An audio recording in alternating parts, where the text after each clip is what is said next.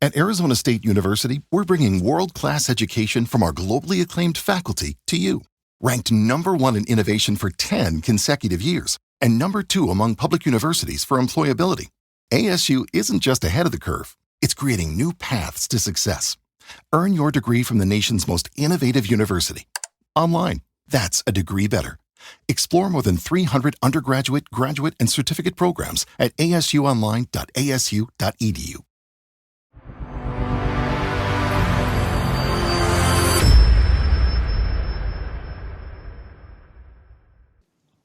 Welcome to Technocracy News with your host, Patrick Wood. I'm your co-host, Logan House. Today, we're going to be going over poaching brains. Meta offers $100 million signing bonus for OpenAI jocks.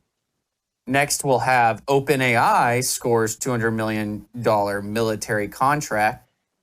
Then we'll have Amazon to reduce workplace as AI displaces humans. And lastly, Mark Carney, seismic flip-flop from net zero to champion of fossil fuels. Patrick, how are you doing today? Hey, really doing good. We have to talk about AI. It appears every single issue or broadcast, and it just keeps coming. Keeps coming. Well, it looks, last week we had a story about how Zuckerberg is really trying to push forward with his AI program and bring on a dream team, and now he's offering buyouts. Is he offering buyouts for the people working at AI, trying to poach their people? We call them, like in sports, a signing bonus. Yeah. You know, it just means you show up for training, then you get this bonus, you know. So, last week he announced that he was personally building this team, a dream team, and he was interviewing every person individually, not some other guy, but him personally.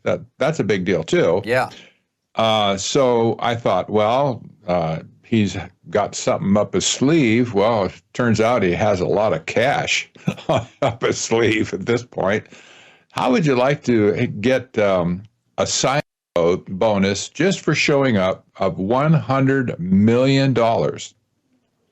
I don't think you don't have any sports figures getting that kind of money at this point. And is this for the guys working on the AI, building the AI? Who is this for? These are the people he's selecting, or he wants to have on his team. But put it that way, he wants to build this team of maybe 30 or 40 or 50 people, the top brains in the whole universe on AI, to build this system. So he's challenging, especially people at OpenAI. There's a lot of people working there, but obviously have a lot of brains. And so he's been trying to poach these people from OpenAI by offering them a $100 million signing bonus to come over to Meta. Well, wow. Sam Altman doesn't like that at all. You know, he said, you can't do that. You're just going to pour money at these people and rip us off of our intellectual property. Well, it's going to be a big fight for sure. But this is the only way at this point that Mark Zuckerberg can catch up with Meta. Well, I mean, if he really signs 30 people at this $100 million, that's $3 billion. So that's right. He's showing how serious he is about this. Yes, indeed. And this speaks of a bubble. I'm sorry. There's no other way to look at this at this point. This is what happened in the .com bubble in 2000. It's happened over the years where people just get over the top, slinging money around and making all kinds of promises about stuff. I think the whole AI industry at this point looks like a bubble about to pop. Yeah. This may be the tell. We talk about all of the these AI data centers, for instance. They're consuming buku amounts of energy and water resources as well. But we've talked about that in terms of it seems like a bubble as well, because people are putting hundreds of billions of dollars into these data centers. Is there any end to it? Apparently not. They think there will be no end. So I kind of talked before about, well, it looks like a bubble here, but now with this announcement that one player, a big player in the industry, Meta, is literally just throwing money at the whole problem for them in any case. And this probably will roil the whole industry at this point, because there's going to be a massive shift of people from this company to that company. And it's a very small world anyway. But not everybody in the world can program AI. It takes a certain type of person and with experience as well. You don't walk into that audience and think you're going to make anything of yourself. You have to be really good and seasoned, et cetera. There's only so many people to go around, right? So Mark Zuckerberg is just going to throw money at it until he gets his way. Yeah, and it's not just these people he's offering all this money to. He also, it looks like he acquired 49% of another AI company, found Scale AI. Yes, Scale AI is one of the leaders in the industry right now, just on fire, literally. And he brought on the founder of it, Alexander Wang, and it looks like the deal is $14.3 billion. Yeah, I know. And several other key employees came over to Meta. Of course, now that Meta owns Scale AI, they can do whatever they want, I guess, and so they can take all the people. That probably was why they picked it up in the first place, just to get the people. Yeah. But yeah, that's a big hunk of change. Wow, just incredible. And what do you think's driving him? Do you think it's a lot of these people think that once whoever wins this race is going to have control of basically everything. Anything that uses AI, they'll have control of the input, right? So is that what's driving him, or what do you think is driving him to be pouring so much money into this? Well, there's an echo chamber that is evident in Silicon Valley, where they're reinforcing themselves with AI talk, or the prospect of getting AGI, ASI, and whatever that means. At this point, it's obscure, but nevertheless, they're talking about it constantly. And they're reinforcing the idea, whoever gets it first is going to be the master of the world. That's exactly what Klaus Schwab said a few years ago. Whoever gets this technology is going to be the master of the world. It's the exact words. Well, they bought this lie, I think. And so Mark Zuckerberg especially is doubling down. Well, not really doubling down. He's like quadrupling down at this point with all his money. That's the only thing he has to offer at this point. And lucky for him, he has lots of advertising revenue and a huge cash flow. So all this money is coming out of cash flow, not investments. There's no Mark Zuckerberg doesn't go to venture capital companies, for instance, to solicit money. He has the money himself with his cash flow. Google is in the same position, by the way. Google has buku bucks independently. They don't need rounds of financing either. The other companies like OpenAI, Anthropic, et cetera, all these companies need rounds of venture capital at this point. That's how they're surviving. What about XAI? Elon doesn't really need money, does he? He doesn't. Well, he's using some outside financing, but not much, because he has other sources of income. Yeah, especially with X, and he has flows of revenue coming off of X advertising revenue. Yeah. It's not. However, that's not as significant as Meta is. Yeah, I don't see the X advertising platform as valuable as the Meta one for sure. But Exactly. Yeah. Oh, and listen, might mention here, I just saw a story the other day that Meta is bringing advertising to WhatsApp. Okay. So this will be another major source of revenue for him for sure. And apparently he's going to plow it into this research now for WhatsApp is for used AI. pretty worldwide. A lot of people use that to communicate across countries. Exactly. And remember how many things that he's flopped in. He flopped with Oculus, the virtual reality headsets, that's pretty much been a flop. Meta itself, the metaverse project, has basically been a flop. Yeah, I've heard much more about that, actually. That was it's still around. Next big thing. I know it's still around, but it just hasn't taken off for probably good reasons, but the public doesn't like it that much, so they don't have a lot of money there. Yeah. But Zuckerberg has a history now of flops, in my opinion, where he's still there in the game, obviously, but he's made some missteps in the past, and this could be a huge one for him if he fails at this, to assemble his team in the first place, and he's going to waste a bunch of money trying to do it. Well, I like to see. I like to watch. I like to watch it happen. Oh, me too. Maybe we should take a break and come after. Yeah. Yep, we got a break coming up. We'll come back with OpenAI scores $200 million military contract, with the Pentagon just throwing money at these AI companies with OpenAI, and what's the other one we've been talking about a lot? I don't know why it's slipping my mind, but Palantir. But anyway, Yes, so we'll be right back in just a moment.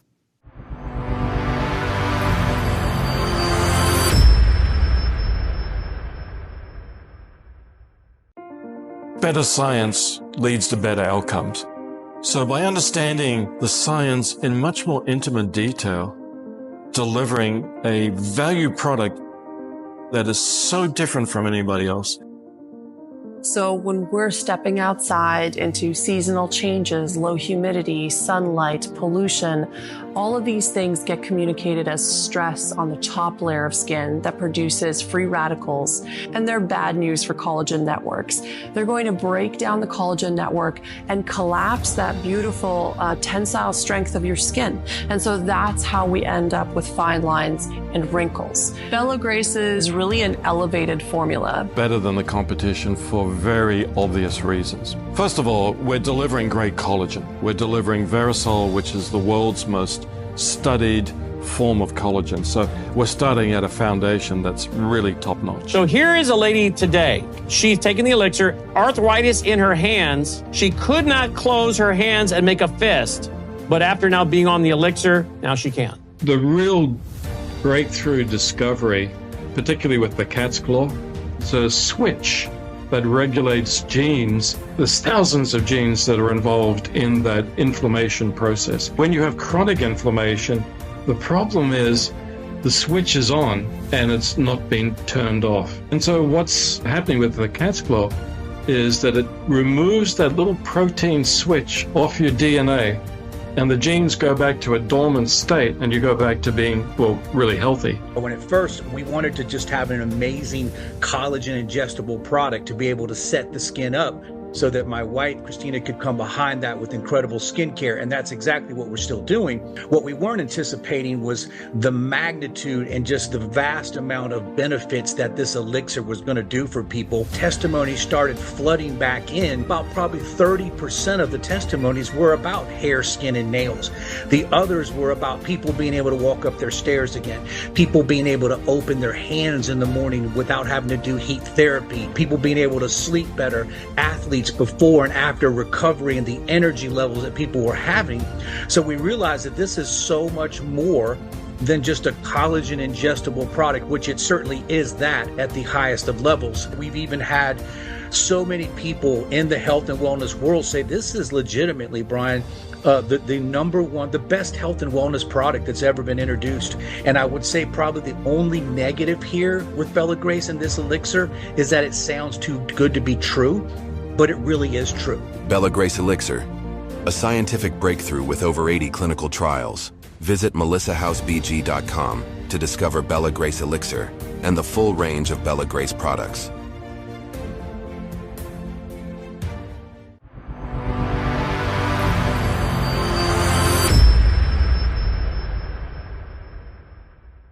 All right, welcome back from the break. As we teased before we went to the break, OpenAI scores $200 million military contract. And I asked you during the break why they can't just go to Palantir for this, as we've already been giving Palantir all these military contracts and government contracts. And you were saying that OpenAI and Palantir have kind of created a partnership, if you will. Exactly. This is just further evidence that the military is sucking up to AI like no tomorrow. And this is so dangerous for the world at this point because, well, you have to figure, okay, the tech bros first came into Washington, D.C. with Trump.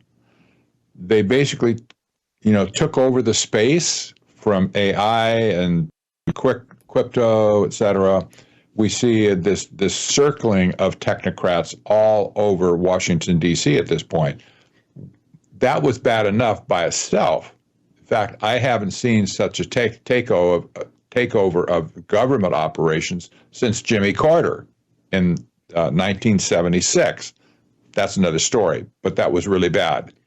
So today, you see all these technocrats milling around Trump and the administration and all the agencies trying to get the data flows sucked into AI systems so they can control everything. But now we also see I won't say the takeover of the military, but nevertheless, you see them circling all over the military, and OpenAI is just one. There's others as well. But here's the story. Yep, $200 billion. That's for a 1-year contract, by the way. 200 million, right? 200 million. That's right. That and it's going to open up from there. I'm sure, if they're successful at all, it's going to open up from there to probably billions of dollars for them. Yeah, it says the report goes on to set out that this may well be the first of many U.S. military agreements to come, noting big tech companies are increasingly pitching their tools to the U.S. military among Meta, OpenAI, and more predictably, Palantir. What are they? What are they pitching to them? Are they getting these AI? Are they getting AI to man the drones?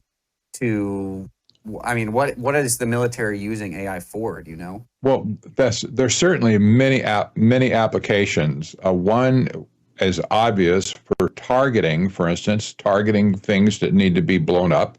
That's what Palantir excels at this point. And operations, supply chain, scheduling, maintenance, you name it. There's applications for AI all over the place in the military. Mm-hmm. Now, the military had traditionally hasn't been the sharpest knife in the drawer. There's a lot of waste there. You talk about, we used to joke about the $200 hammer that they bought from some supplier. And, you can buy the same hammer for $2 in a store, but the military is going to pay $200.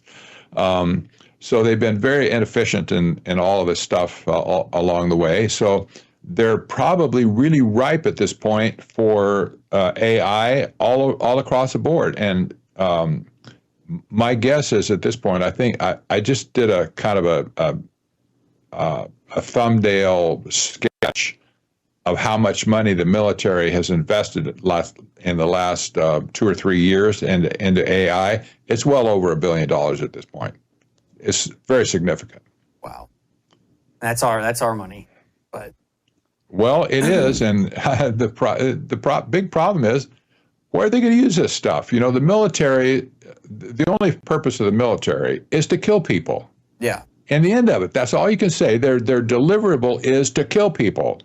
That's really ugly, but they're supposed to defend our country from invaders, et cetera, and go, fight wars in our name, et cetera.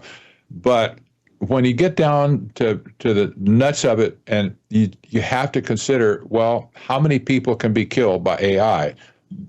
This is what all of these tech pioneers have been warning against. If this gets into the hands of the people like the military, could it turn against humanity at some point and really do some damage against the population of the world? Yeah. Well, yeah, I know. This is kind of where it starts. And the other question Maybe. I have is with this being our money and $1 billion going into it, do we really need it? Is it really that helpful? Yes. It is? Well, no, it's not. But you have to figure if they're going to use it against a foreign enemy. That's one thing. I don't think we have that many foreign enemies at this point that we need to worry about. But nevertheless, let's say there are some out there. Maybe China, maybe Russia, maybe Iran. I don't know, but it doesn't matter. If there's some foreign enemies out there of us, well, we need to take care of it. We want to be efficient. We want to be the best killing machine in the world, I guess. But if all this technology is going to be turned against the American public, no way do we want this. And here's the difference, because we already know that the military right now is operating on our own soil across the country, and it's going to be it'll get worse and as time goes on, I expect. But you have like, for instance, the Marine Corps, National Guard. They're sending troops to support the removal of illegal immigrants. Well, we don't want the military to be operating on our domestic soil. Mm-hmm. We just don't want that, because eventually they'll turn against us, and all these weapons and these surveillance tools, et cetera, will be used against the people of our own country. Yep. And I mean, you've seen it happen in other countries. Oh, yes. Oh, you want to go on to the Amazon story? Yeah, let's touch that quickly. I feel like we've had plenty of stories about how Amazon is continuing to reduce their workforce, and AI is continuing to take over jobs at Amazon. Yeah, Amazon has grown in terms of actual workers over the years. That's because they've expanded. But I did a little bit of a study for this article in particular to determine what's the ratio of human workers to robots. And lo and behold, since 2015, that's just 10 years now. Well, that's kind of when robotics really got started, in 2015. But the ratio between human workers and robots has decreased from 7.7 to 2.1. That's huge. That's 750% growth in that ratio. So you can see where Amazon can tell their employees at this point, well, there's going to be, just get used to it. You're going to be seeing more robots in the workplace, et cetera, and some of you are going to get the axe. Oh well, nice knowing you. So this is the canary in the coal mine, I think. And I said the bellwether of AI adoption. So other companies are following suit, but Amazon is the one to watch at this point, because they've stated openly in practice and in rhetoric that they want to basically achieve an automated company from top to bottom with robots and AI. Yeah, and so Amazon, will they do it? Amazon will be the first to be able to do it because they have the money. But over time, just like with everything else with technology and robotics, things are going to get cheaper. So as farther we go along, smaller companies and stores will be able to buy robots like these to replace their people. Exactly. And then we'll be sitting on a real problem with what are all these people going to do? I know, exactly right. Hey, we need to talk about Mark Carney. This is the huge story because Mark Carney, you might remember, was a member of the Trilateral Commission. He was the former governor of the Bank of England. That's the largest central bank in the world. He's a globalist. He's a major globalist, put it that way, arch globalist. He's also considered to be a technocrat as well. So all of a sudden, here's Mr. Net Zero. He's been pushing windmills and solar stuff in England and around the world, Canada as well. And he's been all over global warming and the United Nations and Sustainable Development Goals. And he's just been a scourge, in my opinion, to humanity. But remember, where all this stuff came from in the first place was from the Trilateral Commission in the first place. That they were the ones that coined this whole business of global warming in the 70s and the 80s. So here he is, flip-flopping. Forget net zero now. He's going to be the champion of fossil fuels all of a sudden. What's going on here? This seems really fishy to me, doesn't it to you? Yeah, what do you think is driving that?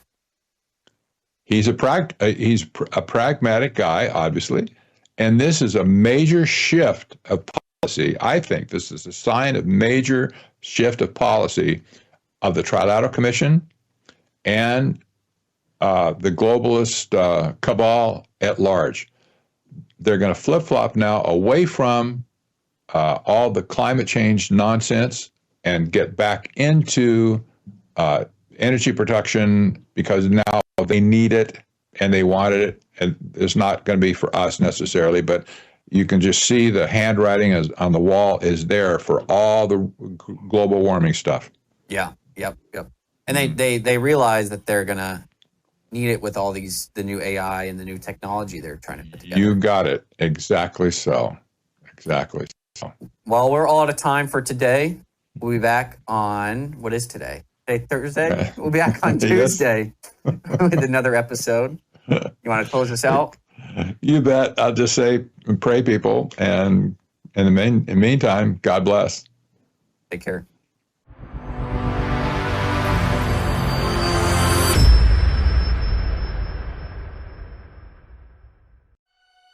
True beauty isn't applied. It's nourished from within. Bella Grace Elixir, a luxurious, scientifically crafted blend designed to restore radiance, vitality, and strength at a cellular level. At the heart of Bella Grace Elixir lies cat's claw, a powerful herb from the Amazon known for its ability to control inflammation and protect collagen. With Verisol collagen peptides, it goes beyond the surface, stimulating your body's natural collagen production to reduce fine lines, improve skin elasticity, and promote real, visible change. Bella Grace Elixir doesn't stop at collagen. It includes astaxanthin, one of nature's most powerful antioxidants. 6,000 times stronger than vitamin C, astaxanthin protects your skin from harmful UV rays and environmental stress, while locking in hydration and promoting a radiant, youthful glow. Experience the power of nature with Bella Grace Elixir at melissahousebg.com. Discover the science behind Bella Grace Elixir at melissahousebg.com. Read powerful testimonials from doctors and real customers who've experienced life-changing results, and explore other wellness products from Bella Grace. Bella Grace Elixir is more than just a product. It's a solution. Visit melissahousebg.com today.